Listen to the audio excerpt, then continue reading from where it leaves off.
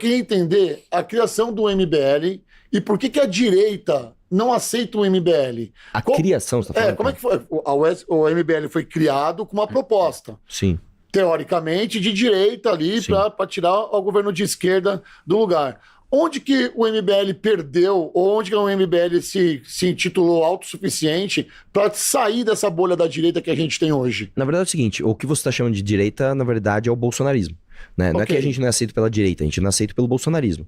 A questão é o seguinte, o Bolsonaro... Não falei que vocês não são aceitos, foi onde vocês romperam. Qual foi a visão que vocês tiveram para falar assim, essa bolha não nos representa mais? Sim, na verdade é o seguinte, o MBL foi criado lá em 2014, eu nem participei disso, eu não era criado, não fui fundador do MBL, infelizmente. Surgiu quando a Dilma ganhou a eleição, toda essa história todo mundo conhece, né? As manifestações do impeachment, etc, etc. Logo de cara, isso aqui é uma coisa que pouca gente sabe, logo de cara, a bolha olavista bateu de frente com o MBL, porque a tese do impeachment do Olavo era diferente. A tese do impeachment do Olavo é que ela tinha que vir nas mãos dos militares. Ele não acreditava em impeachment por vias democráticas, e o MBL nunca comprou essa tese, né? E aí a gente fez a Operação Minerva, virou voto a voto e conseguimos o impeachment da Dilma. Dito isso, o que aconteceu em 2019? Quando o Bolsonaro assume o governo e ele começa a trair todas as pautas da direita, a gente bateu de frente, né? Então, por exemplo, eu duvido que alguém de direita vai defender um petista na PGR. Não tem como se dizer que é bom Augusto Aras na PGR. É impossível. É o que são os clássicos. Tara pelo Bolsonaro, né? Não é tara, é que assim, se eu defendo uma coisa e esse cara é contra aquilo que eu tô defendendo, eu vou atacá-lo. É o que a direita se propôs a fazer durante todos esses anos. Eu gostaria de saber assim, vamos na primeira aqui, porque são uma lista é extensa, eu vou começar na primeira. Muda a lista tríplice, como é que você faz com ela? Você sabe que o Bolsonaro não escolheu da lista tríplice, né?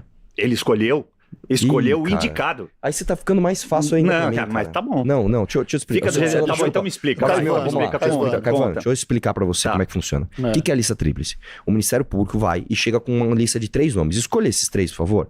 Quem era a procuradora-geral antes do Augusto Aras? Era a Raquel Dodge, que, processou todo mundo. Sim. Processou Temer, processou Pezão, processou todo mundo. O Ministério Público chegou com uma lista tríplice. Nós queremos esses caras aqui, ó. O que o Bolsonaro fez pela primeira vez na história? Você deveria saber disso. O Bolsonaro escolheu alguém fora da lista tríplice. Mas pior do que isso, ele escolheu alguém que o Ministério Público repudiava, que era um garantista. O Augusto Aras, ele já era garantista declarado. Ele dizia, eu sou garantista. Mas você tem algo contra garantista, é isso? Tem. Mas, independentemente disso, o Bolsonaro tinha algo contra garantismo. Porque se você pegar todos os vídeos de campanha do Bolsonaro antes dele ser presidente, ele falava justamente, garantismo, caramba, bandido tem que se fuder, acabou, porra. Quando chega na presidência, ele trai essa pauta e coloca um petista no PGR que não processou nenhum corrupto. Então, eu devolvo aqui a provocação pro senhor. Fala o seguinte, me fale um corrupto que o PGR processou, o Aras. Tá bom, olha só. Pera lá, deixa ele, velho. Não, o corte vai ficar bom com ele. O corte vai ficar bom pra você. Você quer que eu pesquise aqui ou que a minha memória vai puxar use o Google. 8 anos pra trás? Você tem a sua disposição aqui. Eu não vou puxar. Google, Chat GPT. Esse é o seu jeito de participar de programa e tá tudo certo. Eu sou obrigado a respeitar você, não a sua opinião. Sua opinião é uma merda, mas eu sou obrigado a, infelizmente, estar aqui junto. A grande questão aqui é, você fala que você é contra o garantismo, então explica o garantismo. Vamos lá, gente. O que é o garantismo? O garantismo de uma forma geral... A última, tá, Renan? Não, beleza. Não, de novo. Quem que eu tô aqui? É você que manda. Eu respondo. Não, responde, por favor, e depois a gente... De uma forma bem simples. Arthur Duval. Assim como tudo no Brasil, o garantismo por si só não é um problema. O garantismo é basicamente você garantir uma pessoa o direito dela se defender. O problema é que no Brasil, como tudo, o garantismo é usado para deixar o bandido fora da cadeia. Sabe quem se apoia no garantismo para não ser preso? Todos os corruptos famosos aí, né? Então você pega o Renan Calheiros, você pega o Collor, todos esses caras estão, eu sou garantista. O PGR é garantista. Então, independentemente disso, eu fiz uma pergunta muito objetiva. O senhor tem aí o Google, o ChatGPT. Qual corrupto o Augusto Aras processou? Por favor. Não, eu vou te explicar o que é garantismo, porque você não sabe, definitivamente. O garantismo é defender os direitos e garantias fundamentais e individuais que constam na Constituição Federal. Eu acabei de falar. Se você é contra isso, aí a gente já tem um problema. Aí a gente já tem um problema. Eu defendo o direito e garantia fundamental de qualquer pessoa. Ele não vai conseguir responder a minha pergunta. Então, eu vou colocar mais fogo. Eu vou colocar mais fogo nesse parquinho aqui, porque olha só, integrantes da campanha de Flávio Bolsonaro à presidência Vou ler de novo esse TPI que demorou comigo aqui, ó. Integrantes da campanha de Flávio Bolsonaro à presidência pressionam o STF que a corte julgue a legalidade da lei da dosimetria que reduz as penas dos condenados pelo 8 de janeiro. As 4 ações estão sob relatoria do ministro Alexandre de Moraes e contestam a medida. Para a direita, a dosimetria está madura e pronta para ser aplicada, amenizando assim a punição aos envolvidos no atos em Brasília. Senhoras e senhores, para falar sobre esse assunto, tem alguém que sabe muito sobre o 8 de janeiro aqui, inclusive é autor de um livro, 8 de janeiro, a história não contada, Cláudio Caivano. Vamos ver se o corte do Arthur vai ficar bom depois disso. Vai lá. A dosimetria é o seguinte, ela, infelizmente, ela feriu o princípio da reserva legal, artigo 22, inciso 1 da Constituição Federal. A grande questão aqui é que umas pessoas mal intencionadas, e aí eu incluo também o próprio ministro Alexandre de Moraes e o ministro Toffoli, redigiram esse projeto de lei, apresentaram através do Paulinho da Força para enganar as famílias do 8 de janeiro. Infelizmente, a gente alertou isso lá atrás, quando pessoas até ligadas à direita, dentro do PL, foram a público, como Sóstenes Cavalcante, defender que aquilo seria possível para o Natal. E nós, você se lembra, a gente estava no programa do Pavinato e eu disse isso, é impossível, matematicamente é impossível. Você aprovou numa semana, o Senado aprovou na semana seguinte, a última de dezembro, né, antes do recesso do dia 15 de dezembro, e depois o presidente teria 15 dias para o veto. Como ele vetou, aproveitando-se aí de maneira retórica do próprio 8 de janeiro para vetar. O Congresso se reuniu, foi lá, derrubou, e o que aconteceu na sequência? 2 entidades ligadas à esquerda ajuizaram a DPF. Para cair em quem? Justamente com Alexandre de Moraes. Então, veja que é o cachorro correndo atrás do próprio rabo. Além de tudo isso, nós temos a grande questão que já estava a estratégia montada para que a anistia continuasse enterrada. E para quê? Usando o ato, né, do 2162, que era o de anistia do Crivella, eles colocaram esse texto substitutivo para que a anistia não seja mais discutida nessa legislatura. Existe uma brecha ali no 154 do regimento interno da Câmara, mas é bastante difícil fazer e, portanto, eles enterraram a anistia para não ser discutida mais. A dosimetria, o Rodolfo, ela não vai alterar as penas dessas pessoas. E digo por quê? Porque está adstrito a quem é o juiz da LEP, ou seja, da Lei de Execuções Penais, para o caso em concreto. E quem é? Alexandre de Moraes. Ou seja, não vai dar em nada. É isso.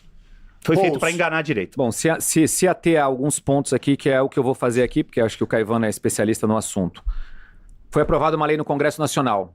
O Congresso Nacional aprovou, Câmara, Senado, o presidente da República vetou, o Congresso derrubou o veto. Então, Alexandre de Moraes tinha que botar para rodar. Ponto. É a minha opinião. Não tem que sentar em cima do processo, julgue a DPF que tiver que julgar e bote a legislação que foi aprovada pelo Congresso, inclusive com derrubada de veto do presidente da República. Essa é a minha opinião. Arthur? Cara, nessa eu concordo com ele, 100%. E digo mais, eu vou fazer uma pergunta aqui que não, eu juro que não é uma provocação. De verdade, eu realmente não sei. Eu juro que não é. Mesmo que seja. Quais deputados, de verdade, quais deputados de direita tiveram, e eu tô falando sério agora, tiveram a coragem de falar o que ele acabou de falar? Nenhum. Não, é difícil. Nenhum. Mas ele também sabe o preço que paga. Eu conheço um. Olha lá, justamente por um motivo e que ele sabe que foi, não a minha provocação, mas foi a minha pergunta em relação ao Renan. Se você não tem uma base sólida, você tá sozinho. E ser cachorro louco dentro do Congresso é pedir para levar tiro. Mas então nós concordamos que a direita está sozinha, porque não tem representantes do Congresso. O Arthur, eu digo o seguinte para você, olha... a direita, ela não existe. Gustavo Gayer, eu também no Brasil. Concordo. Ela não existe no Brasil. Concordo. Ela é um arremedo. E aí eu divirjo de você na questão que você fala, a gente não está tratando de direita, a gente está tratando de bolsonarismo. Bolsonarismo é, sim, uma força política que está ligada a valores da direita. Concordo. Mas nem isso ainda pode ser posicionado como uma direita de fato.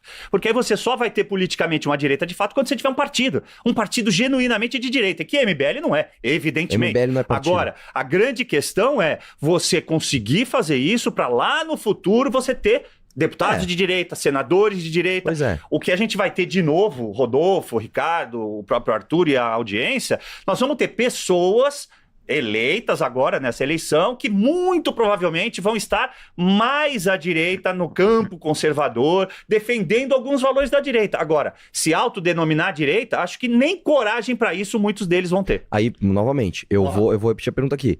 Qual deputado teve a coragem de falar o que o senhor acabou de falar aqui, que a lei da dosimetria é uma enganação? Nenhuma. Aí eu vou fazer... Aí é uma provocação. Sabe por quê? Porque são todos os covardes oportunistas. Porque os caras pegaram e falaram assim, vamos fingir como? Finge que agora é dosimetria, que o relator do... O Paulinho da Força era o Aécio Neves e o Temer, se não me engano. Exatamente. O Temer, os três. Eu fiz live e eu falei, cara... Desculpa tirar a esperança de vocês. Isso não vai ajudar vocês em nada. Aí tava lá Gustavo Gaia, tava lá o Jordi, tudo lá. Não, estamos aqui. O Marcos Doval foi lá no presídio. Eu tô com vocês, pessoal, e vai pedir voto pra vocês. E nós falamos, esses caras são farsantes. Vocês não vão se beneficiar em nada acreditando nesses caras. E só terminando a provocação, nós temos nosso partido, né, cara? A gente conseguiu, né? Então... Ricardo Rose, a questão da dosimetria ela é difícil de entender. Sim. Ela não é uma questão simples, até para quem está assistindo em casa, você tem que ficar dando Google aí para tentar entender como é que funciona, tá? Então não é um assunto que é discutido à torta e à direita, porque não é simples de se resolver. O que deu a entender, Caivano, aqui para os mais simples assim como eu, quando surgiu a dosimetria e principalmente os personagens, ou as personagens que se levantaram em favor da dosimetria, nós falamos, meu Deus do céu, emergiu? De onde está vindo essas pessoas agora? Estamos ressuscitando algumas pessoas na política? Aí nós sabemos, nós que transitamos na política de alguma forma, sabemos que esses três nomes aqui, Aécio, Paulinho da Força e o Temer, acho que era. Eu acho que o Temer foram são pessoas, obrigado, doutor, são pessoas que transitam muito bem nos bastidores da política. Sim. Para eles terem se reunido e colocar uma dosimetria, essa dosimetria não é para beneficiar ninguém agora, mas ali na frente. Seria essa uma estratégia para tirar o Bolsonaro da prisão domiciliar ou rever a pena dele para que ele goze da liberdade? Não. Isso foi uma manobra para eles fingirem pra direita que eles iam fazer alguma coisa. Porque, vamos lembrar o que aconteceu. Os caras travaram a mesa diretora da Câmara. Falaram, não, ninguém sai daqui. Aí o Hugo Mota falou, vocês vão brigar comigo? Vocês vão se ferrar. Aí o sócio foi lá e pediu desculpa. Os caras sentaram e falaram, como que a gente faz isso? Eu preciso assinar pro meu eleitorado. Eu também não quero ficar brigando com vocês. O que a gente faz? Chama o Temer aí, vai. Chama o Paulinho da Força. Pega a relatoria, faz qualquer coisa pra esses idiotas acreditarem. É isso. É isso. Tanto que não adiantou nada. Para não ser injusto, Arthur, o Osmar Terra votou contra. Foi o único deputado da Câmara dos Deputados que, obviamente, né? Deputado, que votou contra, que entendeu que isso não ia beneficiar ninguém. E mesmo que beneficiasse, num percentual mínimo, de novo, vou repetir, juridicamente está distrito ao juiz que está lá comandando, através da lei de execuções penais, a execução dessas penas. E que é o Alexandre de Moraes. E que era quem teria a caneta para dizer assim, não, olha, isso só vai até aqui, esse percentual é esse, ele que iria estabelecer e fazer aplicar a dosimetria. Então não tinha como dar certo. Nisso eu sou obrigado a concordar com o Arthur Duval. A grande questão é que fingiram tudo isso para poder, lá na frente, ou seja, agora, durante esta campanha, talvez prometer de volta para essas famílias a anistia. Não, nós vamos brigar, nós vamos lutar. Só teve uma pessoa que lutou desde lá de 2023. E aí eu tenho que fazer propaganda própria. Fui eu. Eu escrevi o 5793. Nós brigamos, e aí vou fazer um elogio aqui, público, para Carol Detoni, que foi mais homem que muito homem lá naquela Câmara dos Deputados, e peitou tudo e todos para levar na CCJ, e no dia 29 de outubro de 2024, Rodolfo, numa manobra política, eu diria, não é nem jurídica, né? É regimental, mas política, o Arthur Lira retira para dizer, não, se passar na CCJ vai ter que pôr no plenário, então vamos mandar para uma comissão especial. Isso por quê? 2 motivos. A gente tinha voto para aprovar na CCJ por 32-2, contado na ponta do lápis. E segundo, o projeto era robusto para colocar todo mundo em casa. Porque a dosimetria, Rodolfo, Arthur, Ricardo e audiência, se beneficiar em um percentual mínimo as pessoas, somente os que estão presos ainda. Os demais exilados vão ficar como? E os que passaram por tudo que passaram, cumpriram a pena privativa de direitos, né, com tornozeleira eletrônica durante 3 anos e 7 meses. Ficam como? Curtiu o vídeo?